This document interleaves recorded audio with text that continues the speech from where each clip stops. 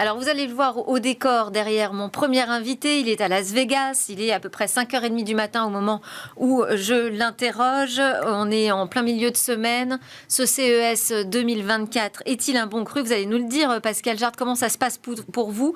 Vous êtes le fondateur de NCAPS, une start-up montpelliéraine qui propose des outils et des solutions aux entreprises pour qu'elles se préparent à l'implémentation du passeport numérique de produits. Alors, on va expliquer de quoi on parle ensemble. Mais avant, je voulais avoir un petit peu votre sentiment sur cette édition du CES 2024. Alors pour l'instant, on est ravis, on est vraiment comblés.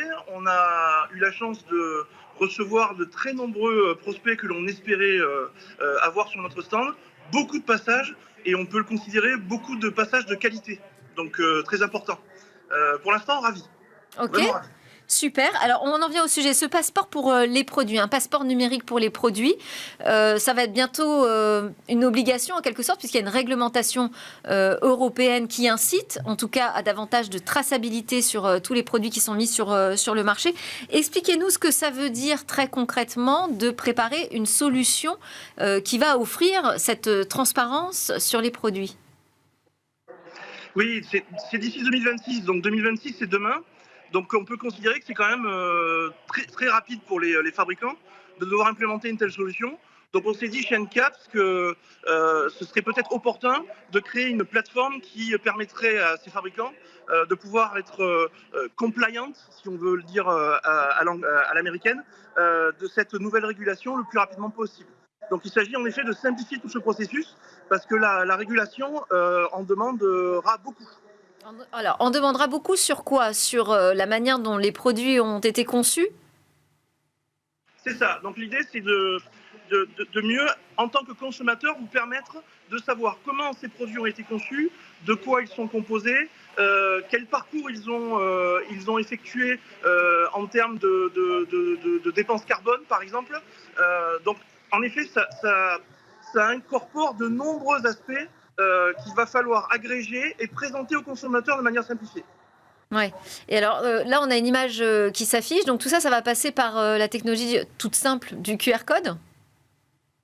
Alors, on a inventé un QR code qui est breveté, un QR code augmenté. C'est-à-dire que ce n'est pas un simple QR code. Le QR code que vous voyez à l'écran ne sert qu'à rediriger l'utilisateur, puisque le QR code c'est fait pour ça à l'origine, hein, rediriger l'utilisateur vers une page web.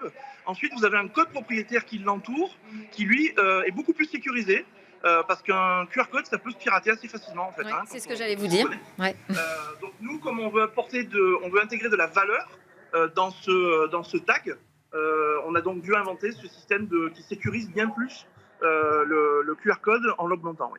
Mais c'est-à-dire qui sécurise bien plus, comment ça fonctionne? Qu'est-ce que vous employez comme technique? Est-ce que vous utilisez la blockchain notamment pour sécuriser cet ensemble de données qui racontent l'éco-conception du produit?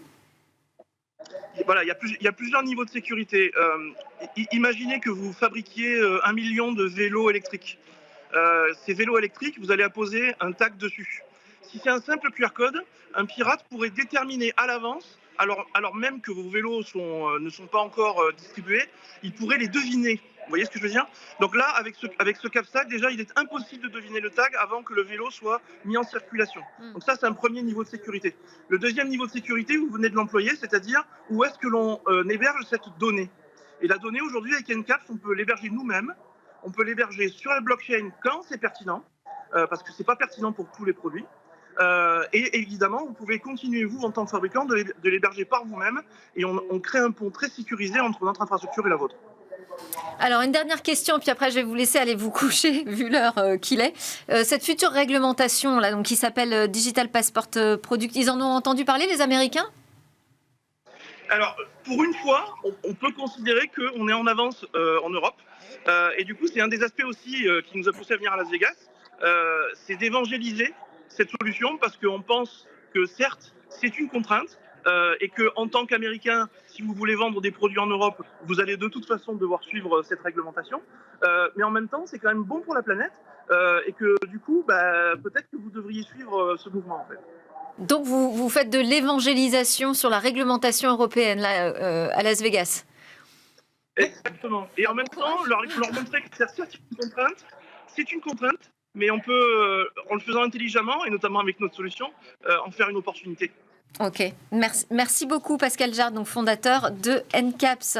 On vous laisse retourner à vos activités à Vegas. Et puis autour de la table, eh bien, pour commenter tout ce qui se passe là-bas, Éric Le Bourlou, journaliste tech, conseiller éditorial, Alain Staron, président cofondateur d'Artifil, et Nicolas Godmet, partenaire en charge des industries créatives, responsable de l'IA chez OnePoint. Bonjour à tous les trois. Bonjour. Je me disais, tiens Alain, ça ferait quand même une première réaction là, ce qu'on vient d'entendre, la traçabilité qui va être imposée sur les produits comme ceux d'Artifil. Vous vous y préparez au passeport numérique de votre produit? Je suis très très content d'être venu là parce que j'en avais jamais entendu parler. Oui, mais c'est la magie de la réglementation européenne. Bravo. Ça, Alain. On va s'en occuper d'autant plus qu'effectivement on nous demande ça a été toujours, publié le 30 comment mars tracer. 2022. Oh zut, Voilà.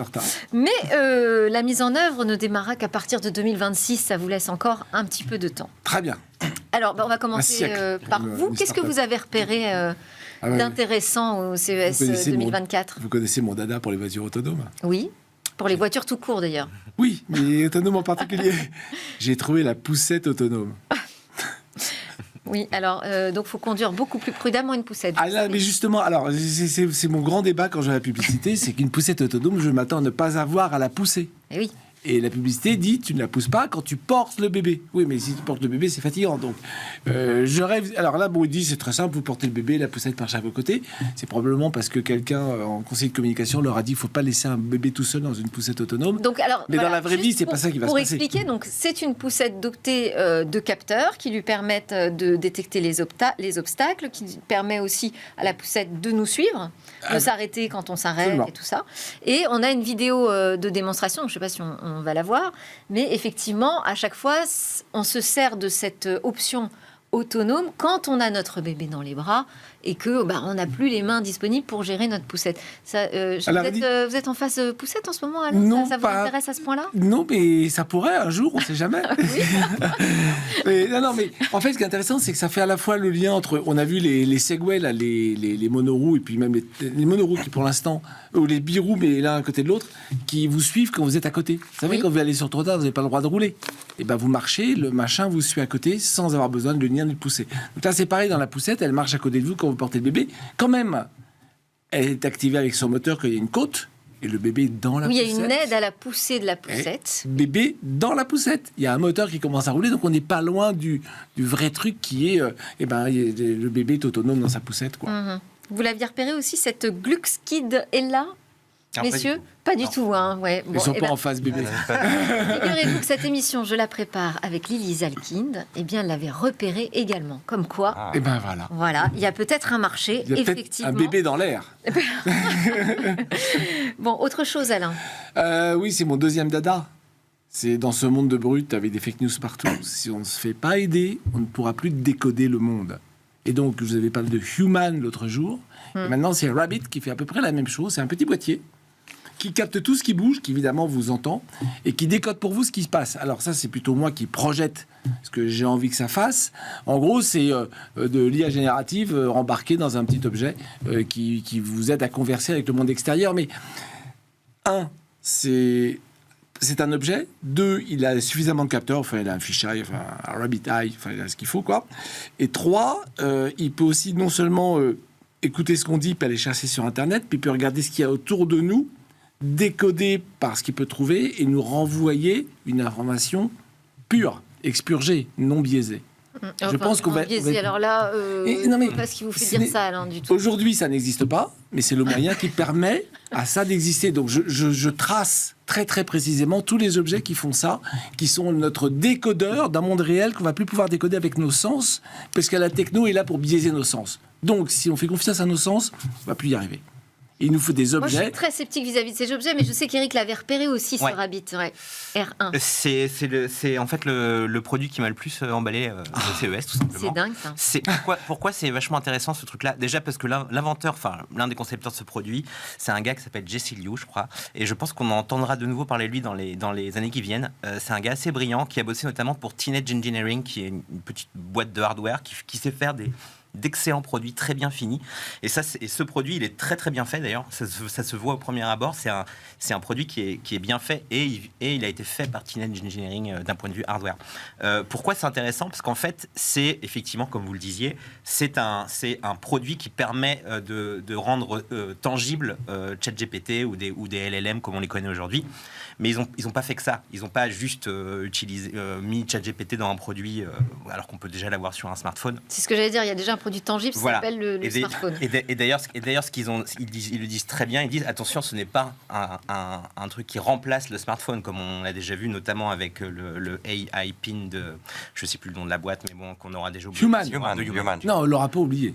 Je pense non, mais Human, la est démo beaucoup était trop cher. super jolie. Ça faisait un design très à la Oui, non, mais Apple. ça ne marchera jamais. Qu'est-ce qu'il y a Je vous le dis tout de derrière suite, ça ne marchera jamais. Ah, donc on est Et un d'accord. vidéoprojecteur, c'est inutile. Bref, là, la différence avec ce truc-là, c'est qu'ils ont vraiment fait un travail sur à quoi ça peut nous servir.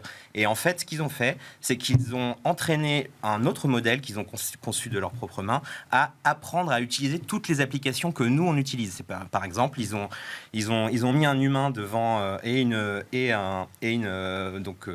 qui s'est mis à utiliser Spotify par exemple, en essayant toutes les fonctions de Spotify, et ça a été analysé par leur modèle. Ils ont fait la même chose pour Uber, pour plein de services en ligne, ce qui permet ensuite que la machine comprenne ce que vous à la voix une action sur une application. Vous pouvez par exemple lui demander mets le volume plus fort sur Spotify, change de chanson, oui, mais enfin, passe à autre chose. Toute cette intelligence logicielle, on peut l'avoir sur son smartphone et alors aujourd'hui. Pas pour l'instant en fait. Pas pour l'instant, mais là non plus, pas pour l'instant dans le Rabbit, parce qu'il faut que ça fonctionne. C'est un petit peu comme un Zapier, je ne sais pas si vous connaissez cette appli, appliqué à l'intelligence artificielle. Donc c'est un peu comme si vous aviez un Zapier, c'est-à-dire une espèce de service qui peut automatiser des tâches à la chaîne. Pourquoi est-ce qu'on a besoin d'un matériel? Moi, c'est ça mon interrogation. Alors effectivement, il pourrait très bien développer une application pour smartphone, mais alors son idée, c'est, il est parti de ça d'ailleurs en disant, on doit se passer des applications parce que les applications sont silotées. À partir du moment où on utilise une application, on va aller par exemple sur le service de kayak au hasard, et donc on va utiliser tous les services de kayak, et puis après on doit passer une autre application. Son device, il l'a conçu pour qu'on n'ait plus associé des applications, mais qu'on puisse dire fais-moi un voyage à New York. Et donc là, il va aller chercher automatiquement sur Kayak puisqu'il sait comment fonctionne Kayak. Ensuite, il va aller chercher sur Booking pour savoir comment il peut réserver un hôtel. Enfin, là, c'est le principe de la super app. C'est une super app, en fait. C'est une super app, donc c'est du logiciel. Donc ça pourrait arriver dans nos smartphones. Pourquoi est-ce qu'on a besoin d'un petit matériel supplémentaire qui va se rajouter dans nos poches, dans nos sacs?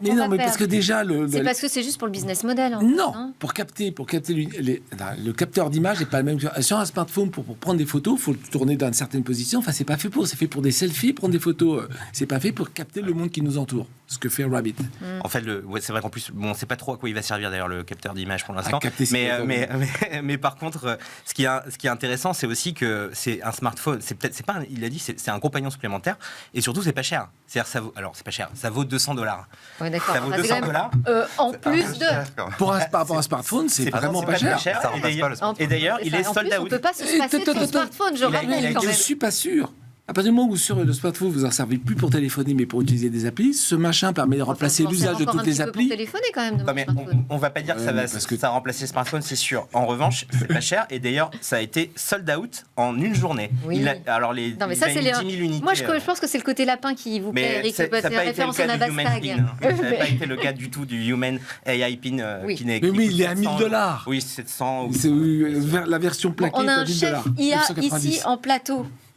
Nicolas, votre avis sur ces nouveaux appareils là qui en fait surfent quand même sur la vague ChatGPT et ces IA qui comprennent notre langage naturel? Juste pour répondre, en tout cas, la promesse évoquée par Alain, qui est de lutter contre un monde de désinformation, de post-vérité, je pense qu'elle est de plus en plus importante. Il y a Davos qui a fait son rapport annuel des risques mondiaux 2024, et le premier risque, c'est la désinformation. Une année où on a 2 milliards de gens qui vont aller voter, notamment aux États-Unis, en Europe, avec les élections européennes, et ce week-end à Taïwan. Donc, en tout cas, le sujet est important. Oui, mais la lutte contre la désinformation ne va pas passer par du petit matériel de ce type. Mais en tout cas, ça fait, voilà, l'objectif est louable. Moi, ce que je note à Las Vegas, c'est qu'on a de l'IA un peu partout qui s'immisce dans des objets, dans des apps, dans des services. Donc on le voit dans des poussettes, on le voit dans des petits lapins, on le voit dans des voitures. Dans des alarmes. Volkswagen là, qui va intégrer GPT, ChatGPT sous forme de voix dans les voitures. Donc c'est quelque chose qui est en train d'arriver. Et moi, ce que j'ai noté, c'est Microsoft qui a fait une annonce qui paraît anodine, c'est-à-dire que les nouveaux claviers des PC qui marchent avec Windows auront une nouvelle touche qui va être une touche copilote. Et ça paraît anodin, mais en fait, c'est une révolution absolue parce que la dernière fois qu'il y a eu une nouvelle touche sur un clavier de PC, c'était il y a 30 ans, en 94, pour Windows. C'était la fameuse touche Windows démarrer.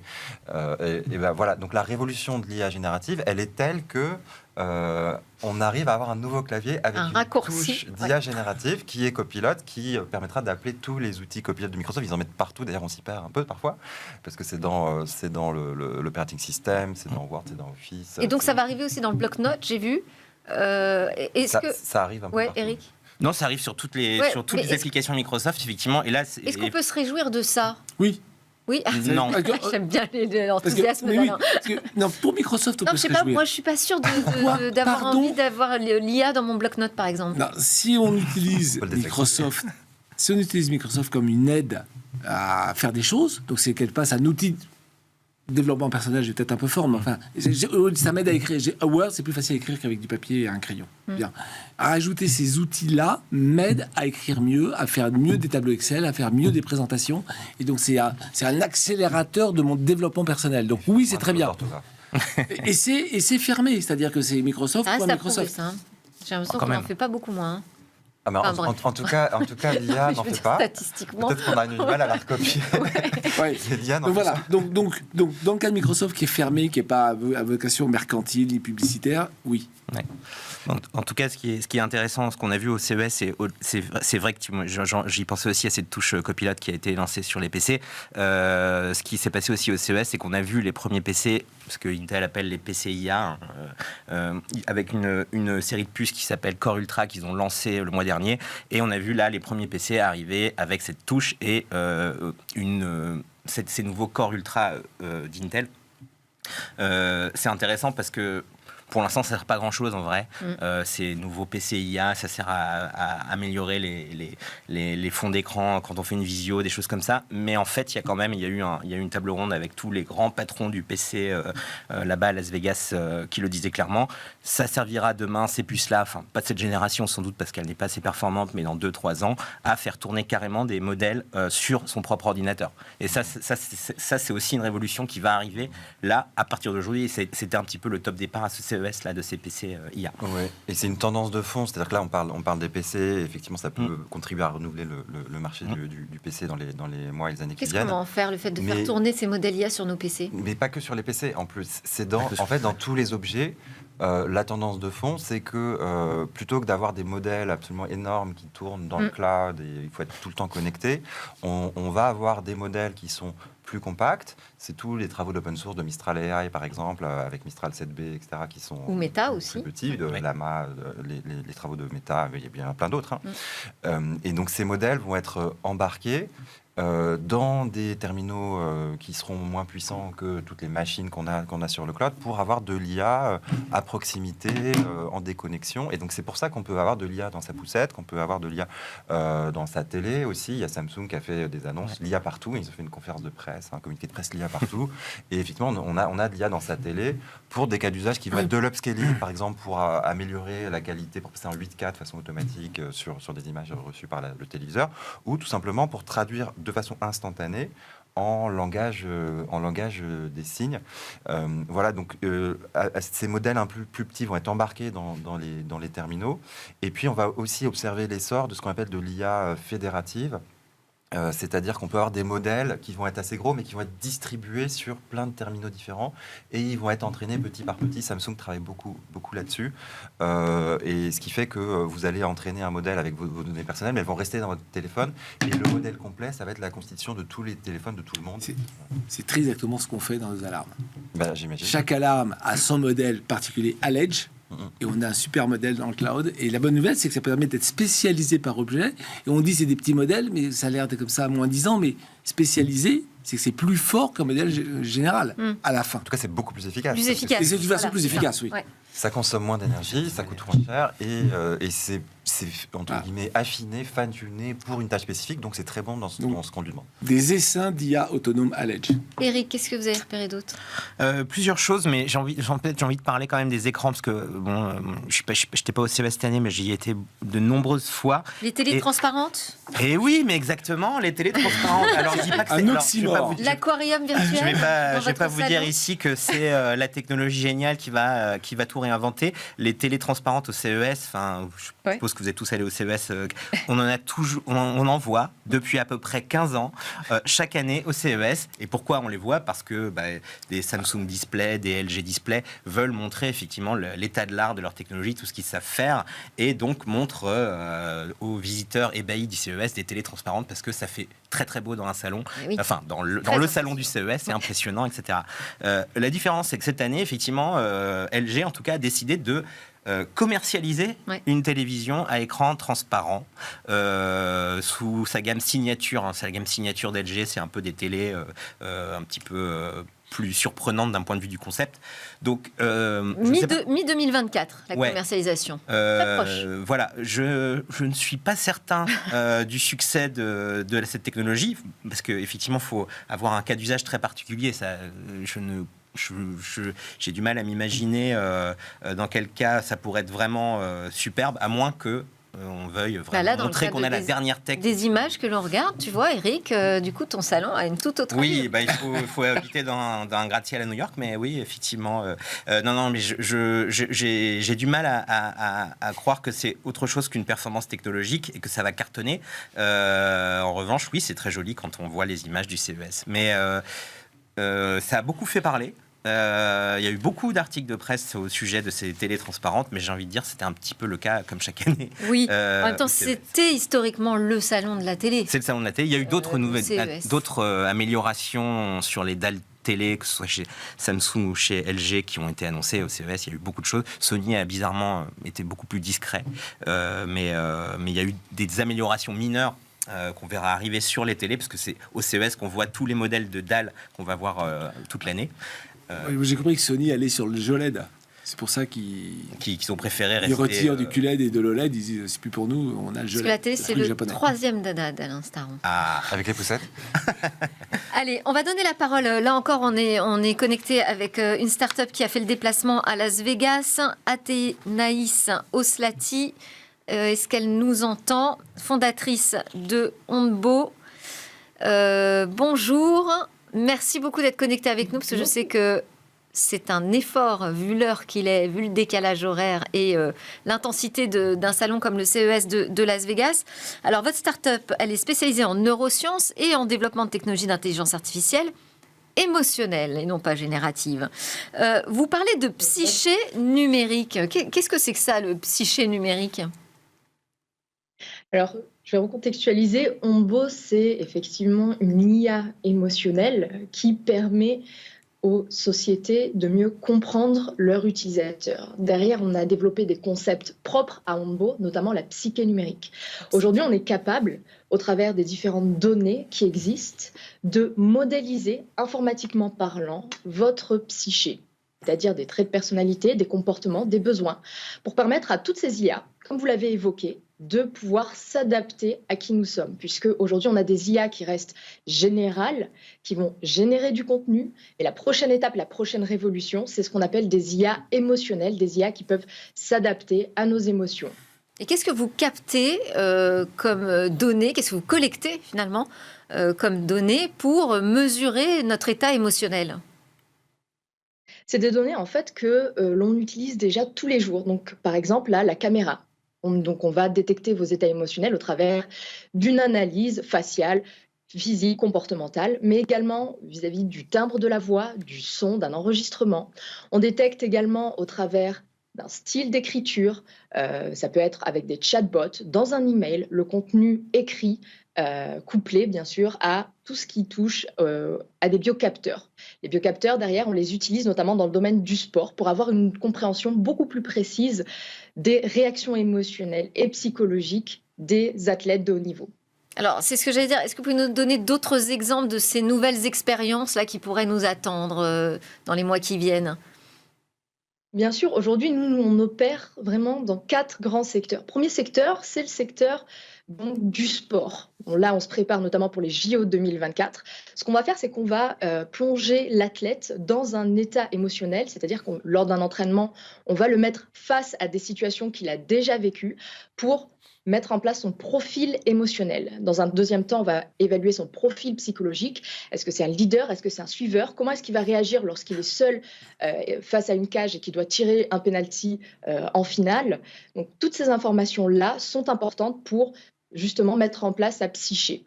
Le deuxième point, c'est nos algorithmes de prédiction et de recommandation. Ici, on vient aider le coach, on vient aider tout le staff technique, sportif, pour leur fournir la stratégie adéquate pour adapter en temps réel, justement, ces stratégies. Donc ça, c'est dans le domaine sportif. Ensuite, on est également dans le domaine, ce qu'on appelle du retail, plus particulièrement de la beauty tech et du luxe. Ici, l'objectif, il est double. Premièrement, améliorer l'expérience client en magasin, mais également en ligne, pour avoir une expérience qui soit hyper personnalisée.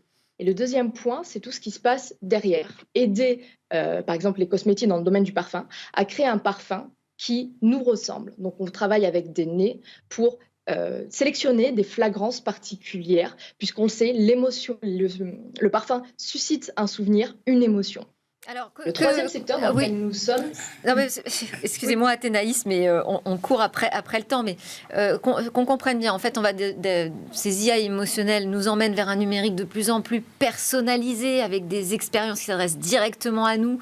On se dit effectivement que ça peut être extraordinaire en termes d'opportunités pour tous ceux qui aiment bien profiler précisément leur cible. On peut aussi penser que c'est un véritable cauchemar qui se prépare. On va remercier Athénaïs Oslati qui était avec nous depuis Las Vegas. Vous pouvez aller vous reposer. Merci beaucoup d'avoir témoigné. Je sais que c'est déjà un beau succès médiatique, en tout cas pour vous, ce déplacement. Merci aussi à Éric Le Bourlou, Alain Staron et Nicolas Gonnet qui m'ont aidé à commenter cet événement majeur dans le monde de la tech. À très bientôt sur Bismart. Et puis vous pouvez nous retrouver également en podcast et en replay.